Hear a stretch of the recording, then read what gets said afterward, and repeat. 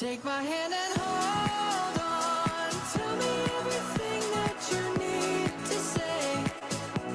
'Cause I know how it feels to be someone. Boa noite. Feels to be someone who loses their way. Boa noite a todos. Sejam muito bem-vindos ao nosso evento da Semana EAD Einstein. Eu sou Juliana. Começaremos em breve. A gente está só aguardando que os nossos convidados entrem no link. Então, peço aí alguns minutos de vocês. Por enquanto, fiquem à vontade para falar conosco pelo chat. Nós estamos numa reunião no modelo webinar, então vocês permanecerão sem câmera e áudio. Mas pedimos, sintam-se livres para se comunicar pelo chat, a nossa equipe está aqui acompanhando. Qualquer dúvida, qualquer comentário, a gente já responde a todos vocês.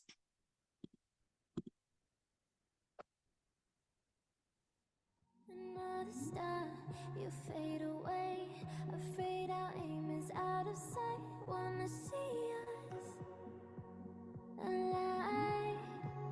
Where are you now? Where are you now? Where are you now? Was it all in my fantasy? Where are you now? Were you only imaginary? Where are you now? Under the sea, under the sea. Where are you now? Under the tree. The monster's running wild inside of me. I'm faded. I'm faded. So lost. I'm faded. I'm faded. So lost. I'm faded. These shallow waters never meant what I needed. I'm letting go, a deeper dive, eternal silence of the sea. I'm breathing. Olá, boa noite mais uma vez. É um prazer estar aqui com vocês. Eu sou Juliana Freitas, gerente da pós-graduação do Hospital Israelita Albert Einstein. Gostaria de dar as boas-vindas ao nosso evento da Semana EAD Einstein. Serei breve em uma apresentação institucional, apenas para recebê-los e para contextualizar por que estamos aqui hoje. Mas desde já agradeço a presença de vocês, também agradeço a presença das nossas convidadas, a Ana Cristina e também Samara. Vou passar a palavra a elas em breve para elas abordarem aí um tema tão relevante sobre envelhecimento. Mas antes disso, então, vocês hoje estão neste evento da Semana EAD Einstein, uma semana especial para nós da instituição, preparada com muito cuidado para que a gente possa levar aí para todo o nosso país, profissionais de todas as regiões, informação sobre saúde, atualizações importantes, temas muito relevantes para a prática de vocês. Também mostrar um pouco do que a gente tem feito aqui no Einstein, no que tange à educação e, claro, junto a tudo isso, trazer ofertas importantes para que vocês façam parte da nossa instituição, da pós-graduação, dos nossos cursos de curta duração, dentre outros produtos que nós temos. Então, se vocês ainda não viram as nossas ofertas, queria muito convidá-los a acessar o nosso site. Lá vocês encontram informações diversas sobre o ensino, mas também especificamente sobre esta semana tão especial. Para facilitar o acesso de vocês, eu vou deixar rapidinho aqui um QR Code na tela. Nós temos eventos ainda acontecendo até sexta-feira, então outras temáticas sendo abordadas por especialistas da instituição.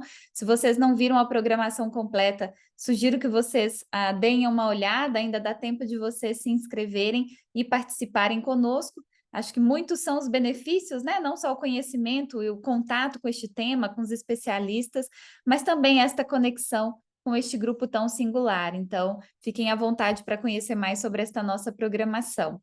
E por ser uma semana EAD, acho que eu gostaria de reforçar com vocês aqui que o Einstein tem investido muito nesta área de educação à distância.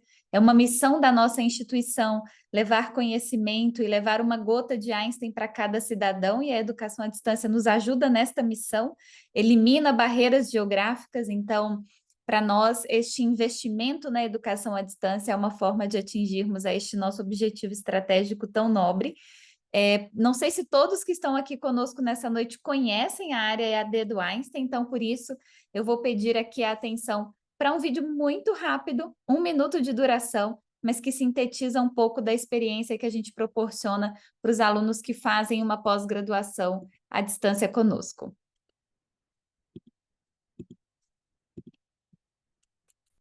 Um minutinho, meu vídeo não quis projetar. Vou parar de compartilhar e fazer este processo de novo. Isso aqui.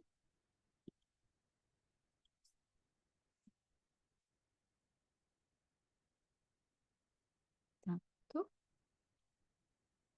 Agora sim. Não importa onde você esteja no Brasil, no norte ou sul, nem a hora, seja dia ou noite.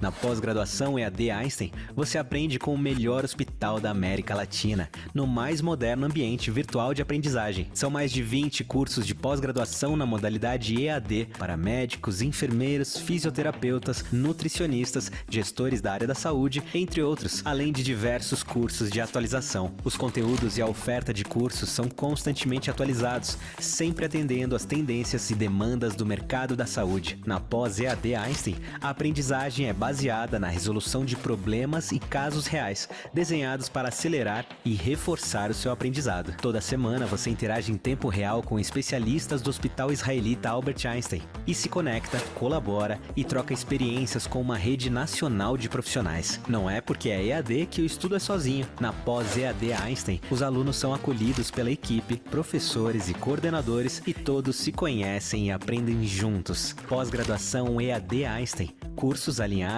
às demandas do mercado da saúde, cuidadosamente desenvolvidos por quem é referência. Quer saber mais sobre a pós-EAD Einstein?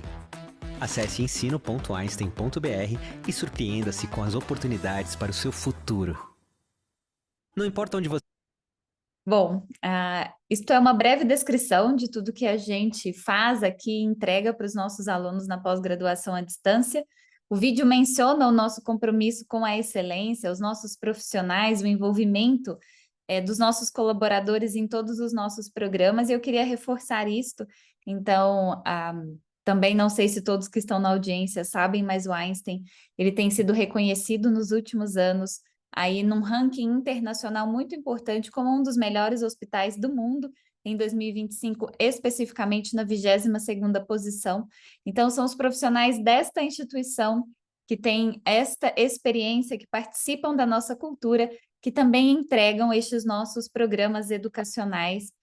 Hoje o Einstein tem mais de 23 mil colaboradores de todas as diferentes áreas e todos envolvidos aí, de alguma maneira, com os nossos programas. Então, é um ensino com quem é referência, não só no Brasil, mas também na América Latina.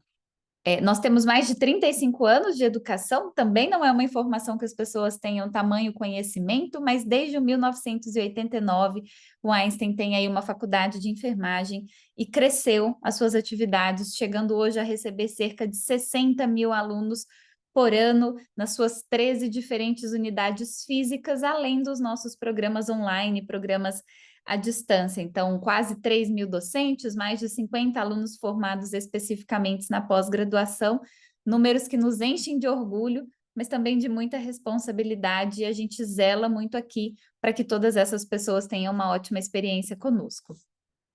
E os nossos ex-alunos, eles atestam, então, esta experiência, né, positiva conosco. Cerca de 95% dos nossos egressos da pós-graduação acreditam que o curso que eles fizeram colaborou com a conquista dos seus objetivos, eles avaliam muito bem o nosso corpo docente, e 1/3, inclusive, referem que eles tiveram uma promoção ou um aumento salarial logo após o início do curso. É claro, além de tudo que a gente tem aqui de programas formais, graduações, pós-graduações, dentre outros, o Einstein também tem uma preocupação muito grande de ser esta fonte contínua e de modo gratuito de informação de qualidade para todos os profissionais, e é por isso que nós lançamos a Academia Digital em 2021. Esta academia é uma plataforma que reúne conteúdos produzidos pela instituição nos diversos formatos. Então, nós temos videocasts, nós temos podcasts, nós temos alguns materiais textuais, infográficos, desafios, uma infinidade de conteúdos à disposição de todos vocês de maneira gratuita. Quem não conhece essa ferramenta, eu convido a conhecer o site academiadigital.einstein.br. O cadastro é muito simples, vai pedir só o CPF de vocês. Tudo que vocês realizarem, todos os conteúdos consumidos na Academia Digital, vocês têm a emissão de um certificado de participação e vocês conseguem aí controlar tudo isso dentro da nossa plataforma, vocês conseguem estruturar uma playlist já selecionando diversos conteúdos de interesse para vocês consumirem ao longo do tempo.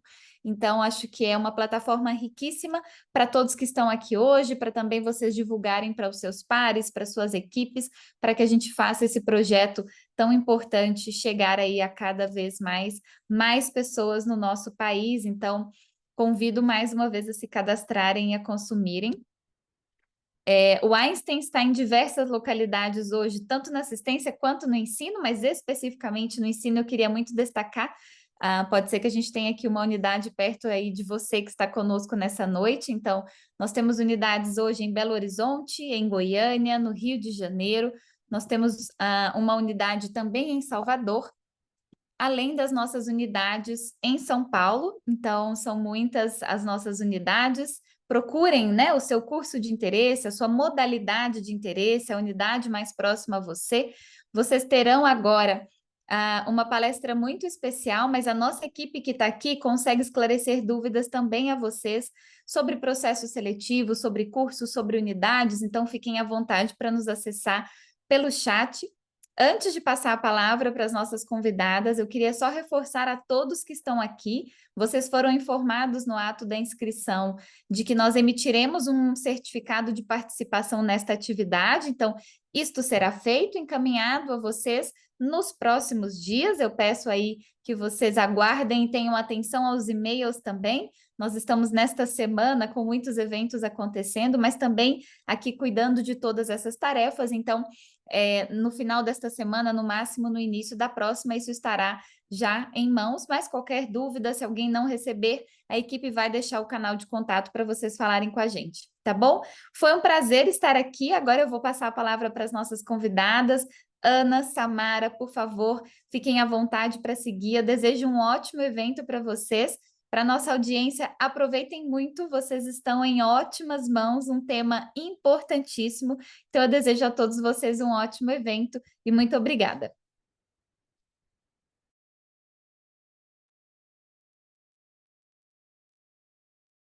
Muito obrigada, Juliana. Obrigada, Ana. É uma alegria para a gente estar aqui conversando de um assunto tão relevante. Eu vou projetar minha tela.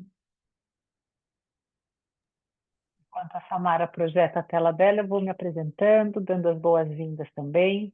Eu sou a Ana Cristina, eu sou coordenadora da pós em gerontologia. Vou também estar aqui com vocês essa noite, esclarecendo, tirando dúvidas relacionadas à pós. Vou estar acompanhando a Samara também nessa aula com esse tema que é extremamente relevante para a gente que trabalha com envelhecimento, enfim, saber de todas as pontas, saber de como a gente pode oferecer uma melhor assistência para esses idosos e trazendo a tecnologia, que eu acho que hoje é um assunto que está vigente, né? A gente está comentando bastante. Então, Samara, muito obrigada. Pode começar aí. Obrigada, Ana, pelo convite. Eu sou a Samara, eu sou terapeuta ocupacional de formação, tenho pós-graduação, especialização de nível de residência aqui no Hospital Israelita Albert Einstein, e mestrado em gerontologia na USP, e hoje a gente vai conversar sobre o tema do prontuário à conduta, como a tecnologia pode mudar o cuidado ao idoso frágil. Como a Ana já trouxe, é um tema super relevante. Mas antes eu queria que a gente pudesse refletir um pouco o que é ser frágil. A gente observa, né, que por base do etarismo, muitas pessoas acreditam que envelhecer é sinônimo de fragilidade. Mas não é, a gente sabe que está totalmente equivocada essa visão, que a fragilidade ela não faz parte do processo de envelhecimento esperado, ou seja, do processo de envelhecimento normal. Sendo assim, a gente tem duas bases que sustentam a fragilidade dentro da gerontologia. Uma pelo fenótipo e outra pelo acúmulo de déficits. A base do fenótipo, ela contempla 5 itens no qual se observa se há ou não fragilidade, que sustentam a fragilidade. Esses itens são a perda de peso não intencional, a fadiga, a exaustão, a diminuição da força da preensão palmar, diminuição da velocidade da marcha e a inatividade física. Caso um indivíduo apresente 3 ou mais desses critérios, ele é considerado frágil, mas se ele já apresenta um ou mais desse critério, 1 ou 2, ele já está numa pré-fragilidade. Então, a gente sempre observa bem que esses pontos são essenciais a gente avaliar, nós, como equipe interdisciplinar, dentro de um cenário de atendimento à pessoa idosa. Para além disso, há outro ponto no qual a gente observa que se sustenta a fragilidade, que é o acúmulo de déficits. Aqui, a fragilidade ela é vista como resultado da soma de déficits ao longo dos anos. E esses déficits são o quê? São déficits clínicos, funcionais, cognitivos, psicossociais. Nessa linha, acredita-se que quanto mais patologias, doenças, eventos adversos a pessoa tenha, mais ela está próxima da fragilidade. Embasados nessa teoria, nós temos o Frailty Index, que ele calcula se a pessoa está dentro dessa fragilidade. Esse cálculo é feito pelo número de déficits presentes dividido pelo número total de variáveis avaliadas. As variáveis são aquelas que a gente já falou, as variáveis clínicas, funcionais, psicossociais. E se o resultado for mais perto de 1, mais frágil esse indivíduo está. E por que é tão importante a gente conhecer esse cenário da fragilidade, né? Primeiro, claro, reconhecer a base, o que é fragilidade, ela é essencial para nós que trabalhamos com pessoas idosas, mas também saber o que a fragilidade pode impactar na rotina de uma pessoa. E os impactos, eles são gigantescos, né? Ele não é somente na dimensão clínica. Esse impacto, ele reverbera nos aspectos psicossociais, ou seja, a gente observa que aquele idoso pode ter uma maior dificuldade de participar ativamente das atividades do seu entorno, da sua sociedade, da sua família, do seu contexto social. Nós também observamos do impacto da fragilidade no que diz respeito à cognição, o indivíduo que está mais restrito, que não frequenta atividades, não tem um repertório diversificado, tem um prejuízo também em sua cognição. A fragilidade também está relacionada a uma maior vulnerabilidade no que diz respeito a maior hospitalizações, quedas e impacto na sua funcionalidade. E eu deixei a funcionalidade por último, porque a funcionalidade é um forte indicador de qualidade de vida da pessoa idosa. Ou seja, a pessoa deixa de fazer as suas atividades com independência e autonomia na sua rotina, no seu dia a dia, perdendo assim qualidade de vida. Isso posto, a tecnologia ela pode ser uma ponte dentro desse processo do cuidado. Se bem utilizada, né, pessoal? A gente observa muito essa questão da tecnologia, agora a inteligência artificial, mas é claro, aqui a gente sempre chama a atenção que a tecnologia ela é uma ponte, mas acima de tudo é importante que se tenha uma avaliação da equipe interdisciplinar no que diz respeito ao contexto da fragilidade. O idoso frágil, ele precisa de uma equipe de saúde e também de assistência social.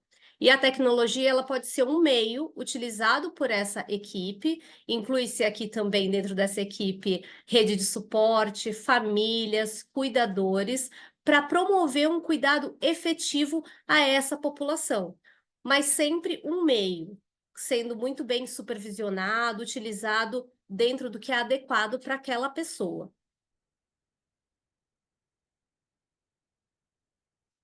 Prontuário. E aqui a gente fala sobre o idoso frágil, mas também observando para o idoso que ainda não chegou na fragilidade. Lembra que a gente conversou inicialmente sobre as demandas do pré-frágil? Faz parte do papel da equipe interdisciplinar sempre observar quais são as nossas potencialidades para a gente manter a funcionalidade da pessoa idosa o máximo possível. Esse é um objetivo comum entre todos os profissionais que atendem uma pessoa idosa. Manter um idoso mais funcional significa que a gente olha para a qualidade de vida e independência e autonomia dentro da sua rotina. Ou seja, eu mantenho uma pessoa idosa que consegue executar as suas atividades dentro da sua rotina, com seus próprios meios, respeitando suas próprias decisões. Isso é essencial, isso é qualidade de vida e é posto como um pilar do envelhecimento saudável pela Organização Mundial da Saúde. Isso posto, o prontuário ele é essencial para organizar as informações de toda a equipe que atende essa pessoa idosa. E no contexto da tecnologia, hoje a gente observa prontuários eletrônicos que podem ser facilitadores das nossas ações, com alertas inteligentes, no quais a gente consiga observar quais são os parâmetros daquele indivíduo, o que está acontecendo com ele naquele momento, quantas internações ele teve, se existem alguns dados clínicos que merecem maior atenção da equipe e já nos sinalizem para termos ações preditivas antes de ter agravos, o que é essencial.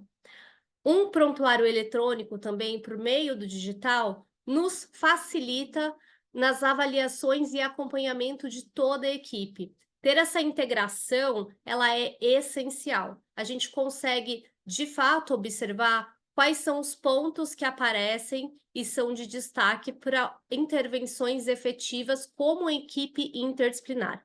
Então, aqui, na nossa instituição, a gente utiliza um prontuário no qual nós temos as informações relevantes daquela pessoa, compartilhamos informações, evoluções no qual as equipes conversem entre si, e isso fortalece cada vez mais o cuidado integral à pessoa, e especificamente aqui o cuidado integral à pessoa que está um idoso frágil.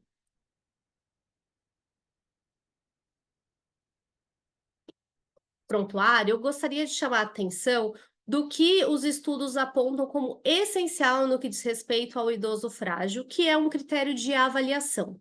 Acompanhar parâmetros clínicos, ele é fundamental para que a gente consiga promover intervenções efetivas antes que a fragilidade se estabeleça, né? Antes dela posta.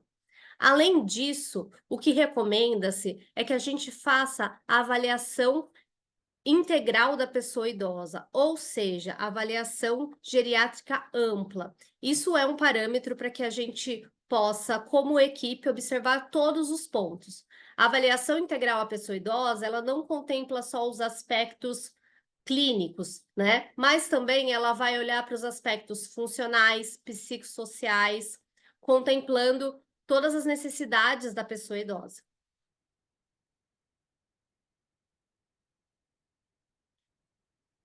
Quando a gente fala em avaliação, tendo a integração desses processos dentro de um sistema automatizado, favorece o olhar ampliado para a equipe, para os familiares e que a gente consiga promover o maior cuidado para a pessoa idosa. Para essa aula, eu fiquei pensando sobre alguns pontos que são essenciais dentro da terapia ocupacional, né? Como sou terapeuta ocupacional de formação, e é algo muito comum para a gente, que são as tecnologias assistivas. O assunto é tecnologia e a gente não podia deixar de falar sobre a importância da tecnologia assistiva. As tecnologias assistivas são facilitadores para que as pessoas possam executar suas atividades do dia a dia com maior independência, com mais segurança, se mantendo mais funcionais possíveis. E com enfoque no idoso frágil, eu trouxe algumas aqui para a gente discutir. Lembra que a gente discutiu lá no início que a fragilidade, a gente observa também uma redução da velocidade da marcha. Então, para a mobilidade é essencial que a gente olhe sobre os facilitadores dessa mobilidade. E aqui nós estamos falando de tecnologias como andadores, cadeiras de rodas e diversos outros modelos, né? É sempre importante destacar que uma indicação de uma tecnologia assistiva, ela precisa ser feita por um profissional devidamente qualificado, né?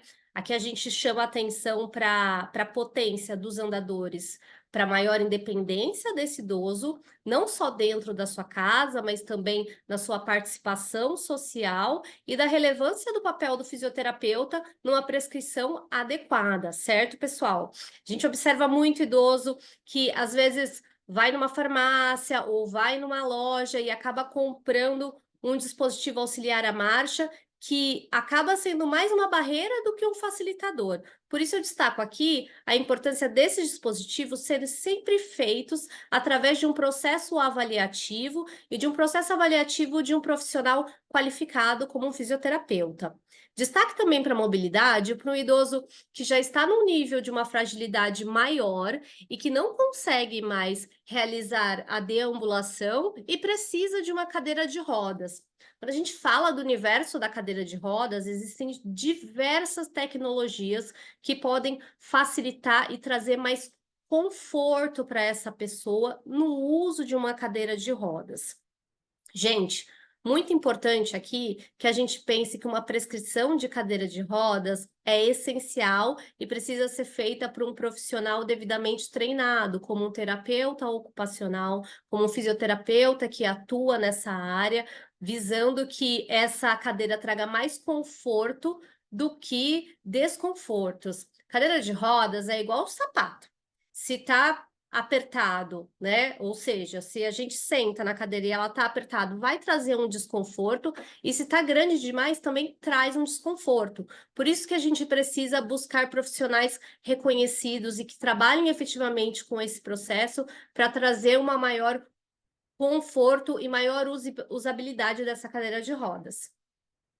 Outra tecnologia essencial quando a gente fala de idoso frágil são nas transferências seguras. A gente precisa buscar dispositivos que promovam uma segurança segura para esse paciente.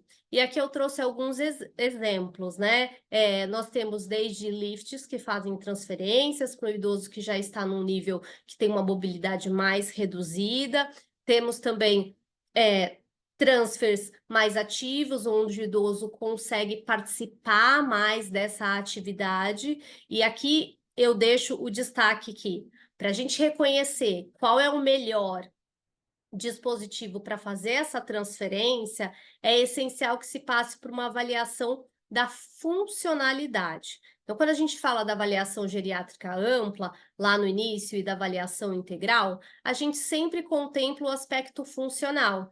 E escolher quais são os instrumentos para avaliar a funcionalidade da pessoa idosa já é uma chave para o sucesso das suas intervenções numa prescrição de uma tecnologia assistiva efetiva. Então, é reconhecer quais são as potencialidades para esse idoso participar da atividade, aqui especificamente da transferência, e qual vai ser o dispositivo que eu vou prescrever para ser um facilitador desse processo. Lembrando sempre que o dispositivo ele é uma tecnologia, mas muitas vezes, se a gente adianta o uso e a prescrição do dispositivo, nós podemos estar tirando a autonomia e independência desse idoso. Vou dar um exemplo para vocês. Se o idoso ele consegue fazer uma atividade, né? Samara, ele consegue levantar da cama, ficar em pé, ele me ajuda. Eu não preciso, nesse momento que ele ainda participa, inserir um guincho de transferência, um elevador de transferência. Não faz sentido.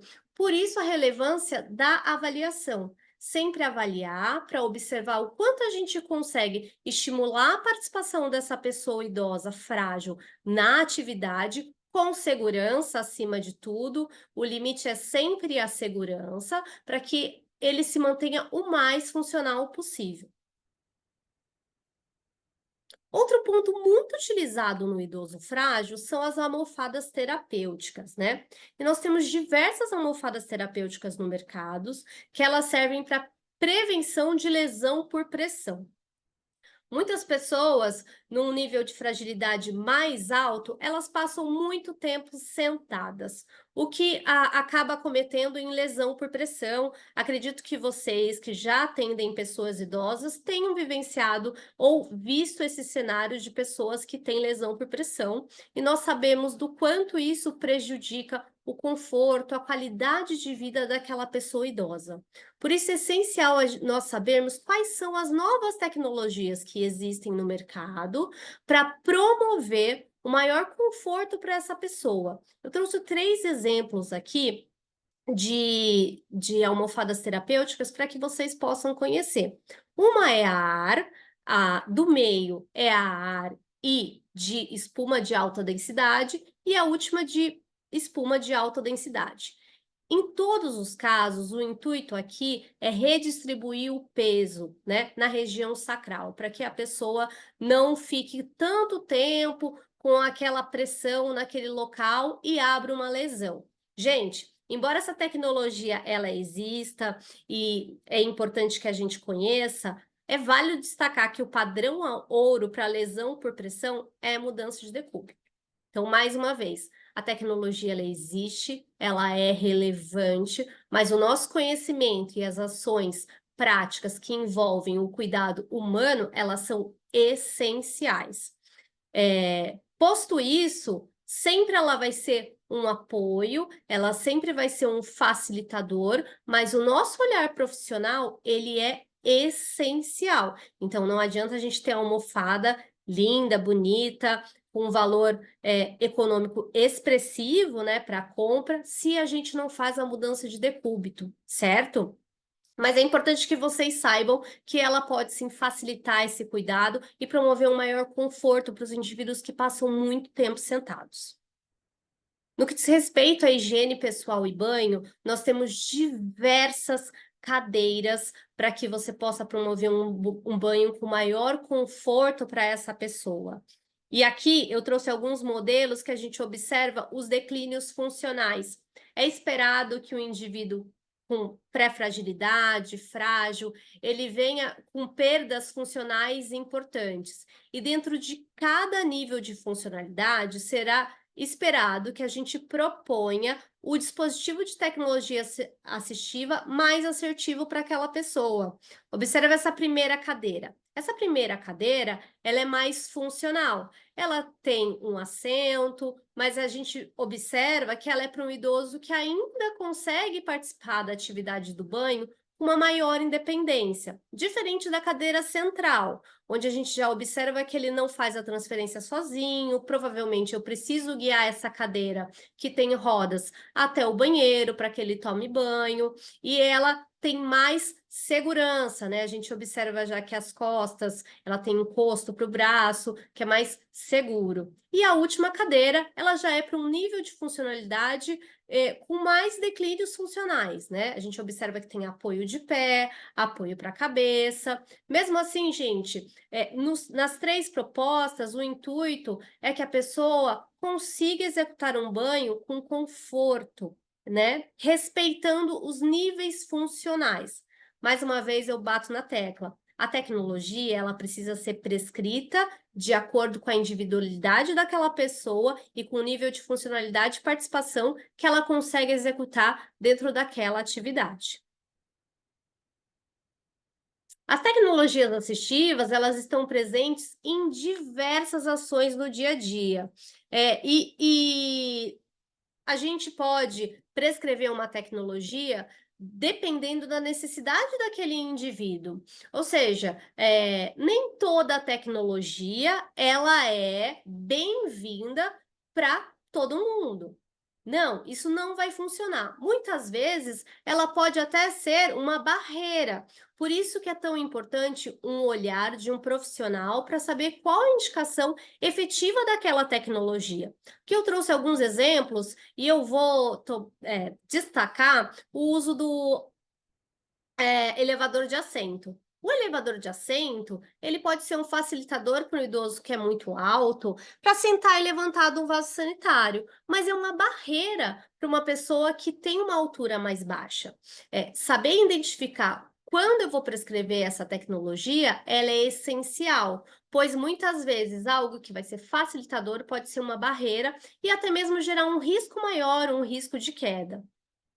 Trouxe outros pontos aqui para a gente discutir no idoso frágil, como camas, que apresentam diversas funções para facilitadoras, para promover um cuidado, né? Que reclinam, que sobem, que descem, facilitam as transferências, a troca de fraldas para os cuidadores, talheres de diferentes funcionalidades e que tem o cabo engrossado, que facilita a apreensão para que a pessoa possa executar a atividade de alimentação com maior facilidade, colchões com densidades mais altas, visando prevenção de lesão por pressão, e órteses, que muitas vezes são prescritas para que as pessoas não tenham deformidades, mantenham a mão funcional e tenham um conforto maior.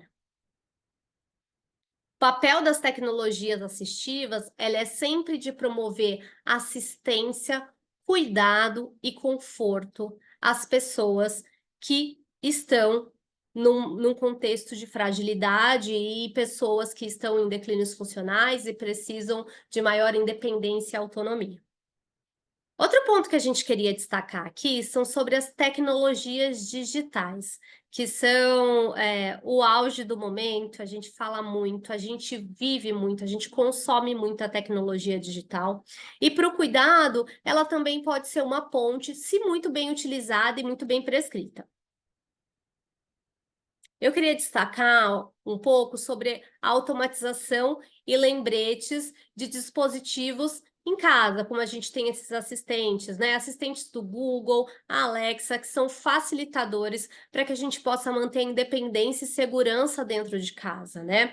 Então, muitas pessoas utilizam para um contexto de facilitar, de funcionalidade, né? Eu posso, hoje, com uma tecnologia, acender a luz, colocar lembretes, despertadores, lembretes para que eu possa tomar a medicação, e isso facilita o cuidado, facilita também o cuidado do cuidador e até mesmo mantém a independência da pessoa que está num processo frágil.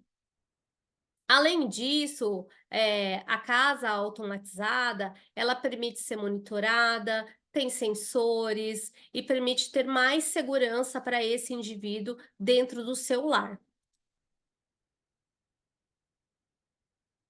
Hoje nós temos também sensores de movimentos pensando muito em prevenção de quedas.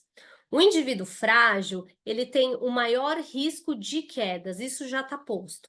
Então, é uma pessoa que tem quedas recorrentes e eu preciso pensar em prevenção de quedas. Graças à tecnologia, nós temos ações mais seguras em relação à queda, né? Ações preventivas que podem que nos auxiliem nesse processo a monitorar mais esse indivíduo e também promover maior independência dessa pessoa dentro da sua casa ou fora da sua casa. Trouxe aqui para a gente conversar um pouco sobre um tapete que eu acho super legal. É um tapete inteligente de sensor de quedas e alarme. Então, é um tapete que ele fica fixado no solo e quando você pisa nele, descarrega peso, ele aciona um alarme para esse cuidador, facilitando o cuidado. Esses sensores de movimentos, eles podem facilitar a vida para o cuidador, para o indivíduo, mantendo a maior segurança dentro da sua casa, e é essencial.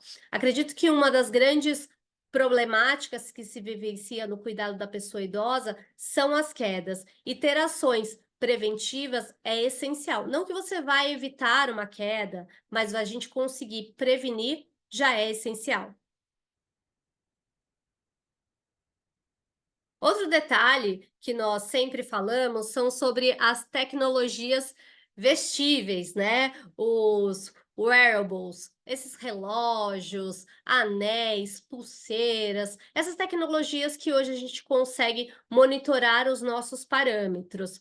Eu trouxe aqui para a gente refletir sobre o uso nas pessoas idosas. Existem muitas funções hoje que são benéficas dentro dessas tecnologias vestíveis. E nós temos botões de emergência, no qual a gente consegue, o idoso consegue sinalizar se ele está em um momento mais desafiador, comunicar à família, ligar para essa família pedindo o auxílio, além de acompanhamento de parâmetros, que para a equipe é muito importante. A gente conseguir rastrear alguns parâmetros como o sono, o nível de inatividade física, o quanto essa pessoa caminha ao longo do dia. Essa coleta de dados, ela pode ser muito benéfica dentro de um plano terapêutico. Se a gente conseguir utilizar, usufruir dessa tecnologia de um modo favorável para as nossas intervenções, nós conseguimos ganhar dentro das nossas propostas terapêuticas, observar quais são os comportamentos que aquele indivíduo tem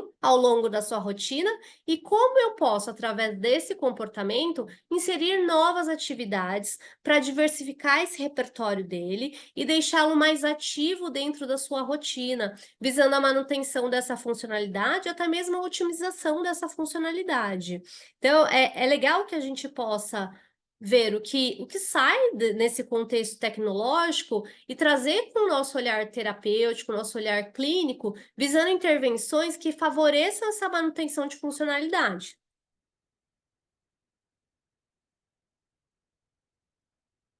Outro ponto muito legal são os apps facilitadores, né? Os aplicativos. Acredito que todo mundo aqui que está nesse momento faz uso de algum aplicativo no seu dia a dia. Nós já estamos reféns do uso dessa tecnologia, né? A gente não vive sem os nossos celulares e os nossos aplicativos. Um aplicativo, quando muito bem sugerido e utilizado e treinado, ele pode sim contribuir de uma forma efetiva para o nosso cuidado e ser um facilitador do nosso cuidado. Vou dar alguns exemplos para vocês. Hoje a gente tem diversos aplicativos voltados para rotina, no qual a gente consegue organizar essa rotina. Pode ser um facilitador para o idoso, para utilizar esse aplicativo, ou até mesmo para quem promove o cuidado para esse idoso, né?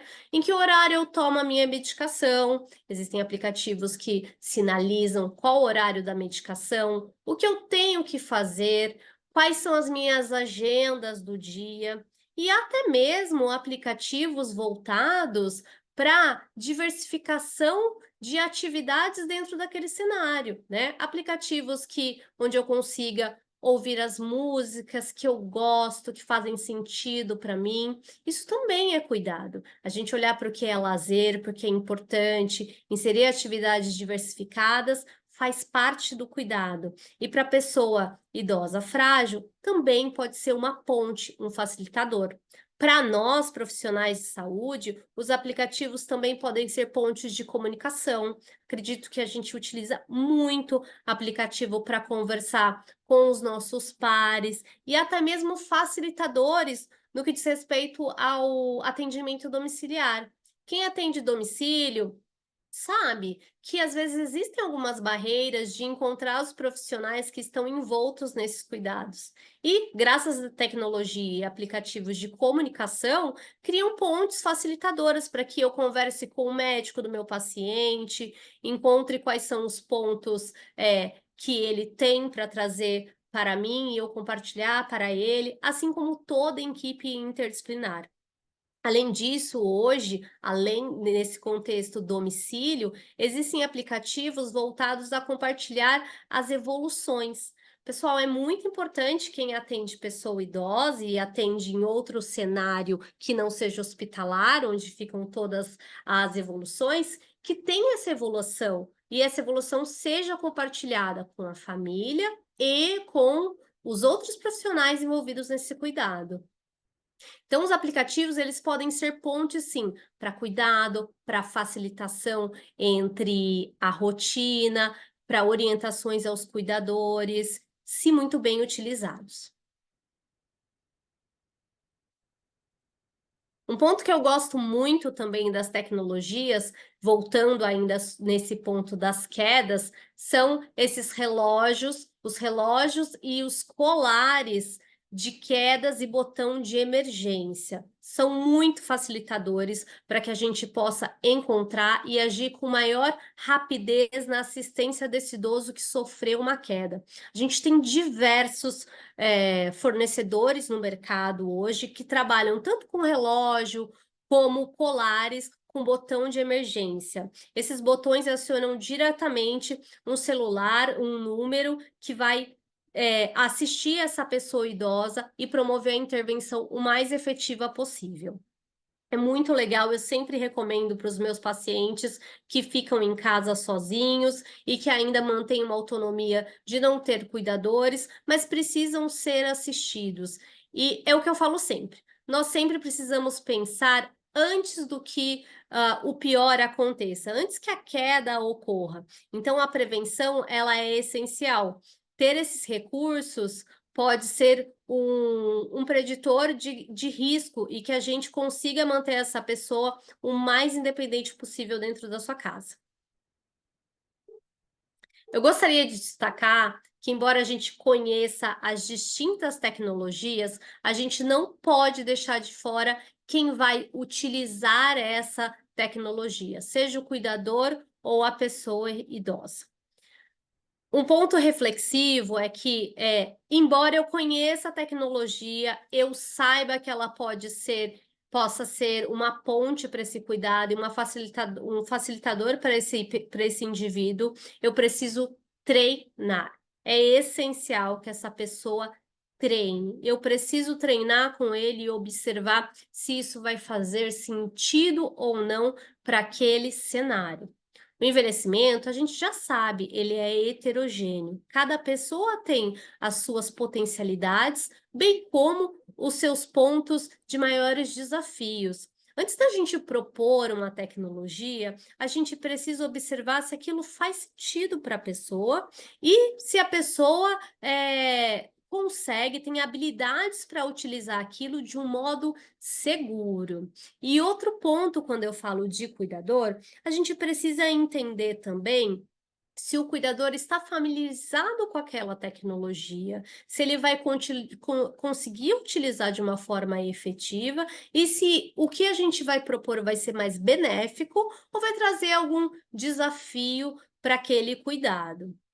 Posto isso, gente, embora a gente possa promover todas as tecnologias do mundo, ofertar e o idoso comprar, utilizar, nada supera o cuidado humano. A gente precisa sempre estar atento se aquela tecnologia está sendo utilizada de modo seguro e não achar que a tecnologia vai suprir o nosso papel dentro desse cuidado.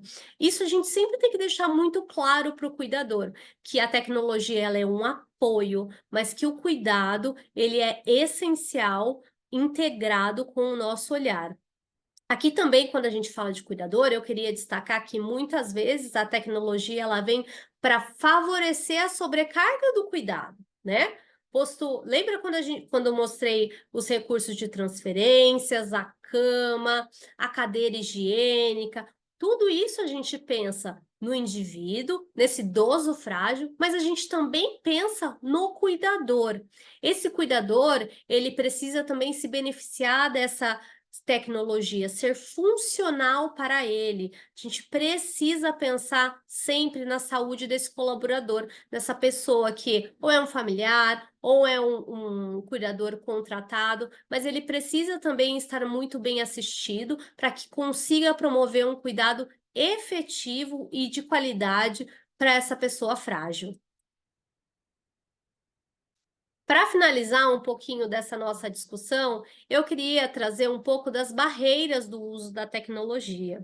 É claro, a gente já observa barreiras no que diz respeito a acesso, então existe uma barreira quando a gente pensa em Brasil, né? O Brasil ele é tão grande e possui tantas potências, mas também, às vezes, nós temos limitações. Então, é importante que a gente considere sempre as barreiras de acesso ao uso dessa tecnologia, as demandas socioeconômicas dos nossos pacientes, quem a gente atende, e, acima de tudo, a barreira de compreensão daquela tecnologia para a pessoa que oferta. Esse cuidador entendeu, compreendeu, faz sentido para aquela família, e isso sempre está dentro do nosso olhar como profissional para avaliar e conduzir da melhor forma possível. E sempre utilizar a tecnologia como ponte de comunicação para o fortalecimento do cuidado integral à pessoa idosa entre nós, profissionais da saúde.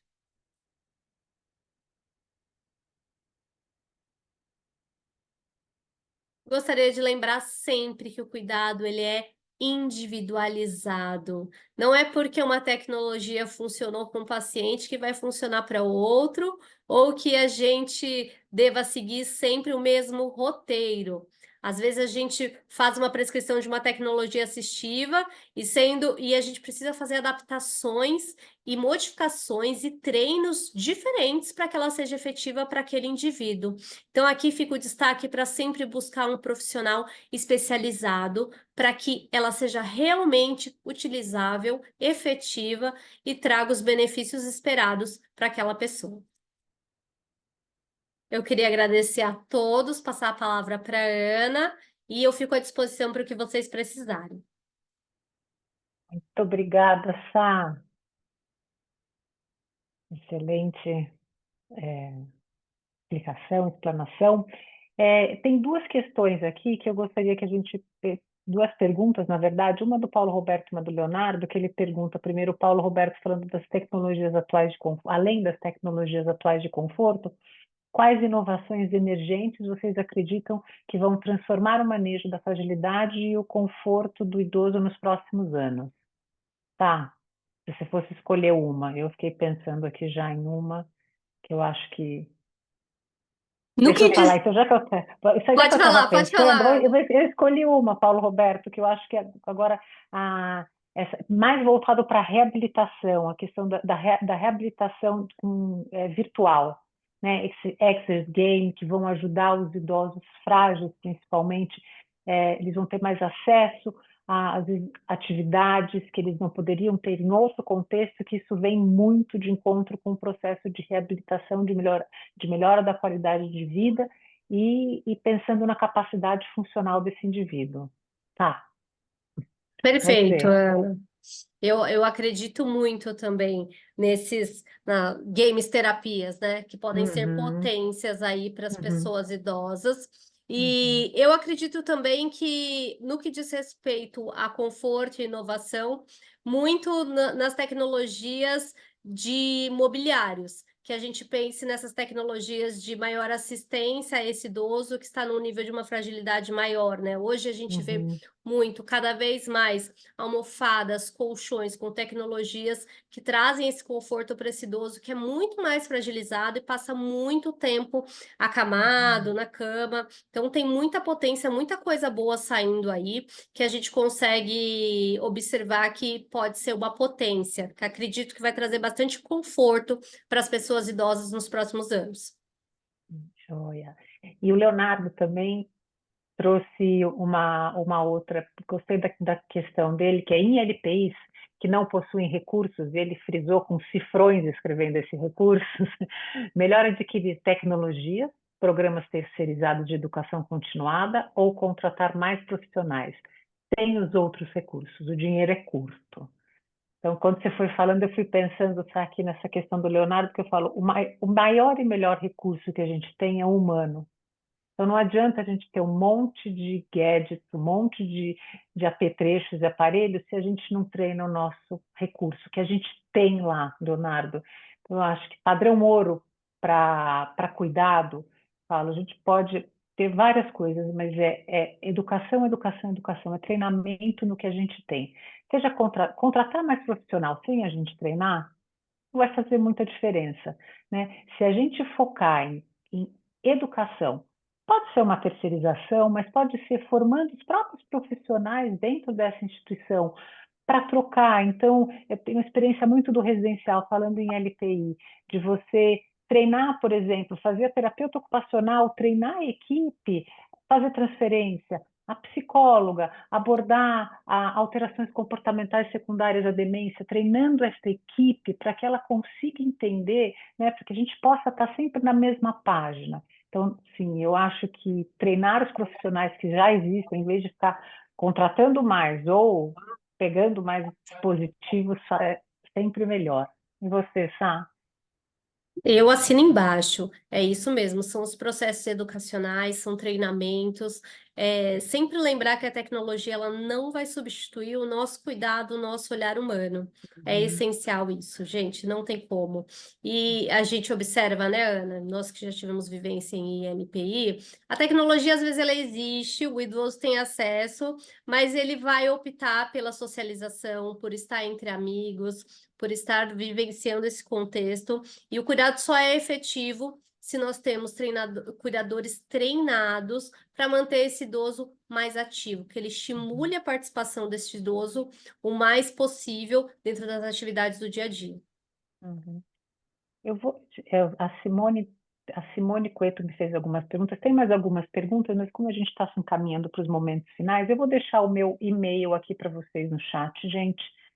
E quem tiver mais dúvidas, pode mandar e-mail, eu respondo. A Simone quer saber de videogames para movimento, posso mandar artigos, essas outras coisas, para que vocês possam se aprofundar mais. E aí, querendo só voltar e focar nessas discussões ricas, eu acho que a gente pode encontrar numa pós-graduação, mesmo sendo EAD, né? A gente já tem, como a Juliana falou lá no começo, a gente já tem uma expertise muito grande em EAD, a gente já está na minha 12ª turma de pós-EAD, já coordeno a graduação, a pós-graduação de geronto já há mais de 15 anos, então a gente entende que uma das características mais importantes da gerontologia e na geriatria é a questão interdisciplinar. E a gente só faz interdisciplinaridade trocando. Então, um dos pontos importantes dessa nossa pós-graduação é a questão, por exemplo, das web semanais.